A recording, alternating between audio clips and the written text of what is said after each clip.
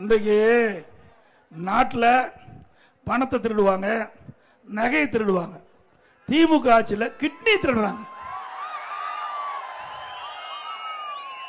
எங்கேயாவது பார்த்திருக்கீங்களா? இந்தியாவில் எந்த மாநிலத்திலேயாவது இப்படிப்பட்ட ஒரு கேவலமான நிலை இருந்திருக்குதா? அது யாரு?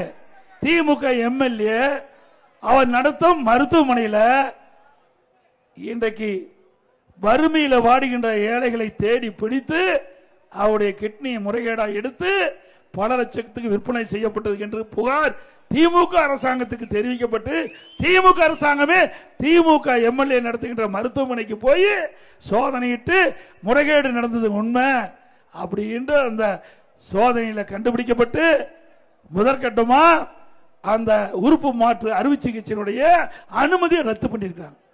கைது பண்ணல. எது கைது பண்ணல? கைது பண்ணிருக்க வேண்டும்ல.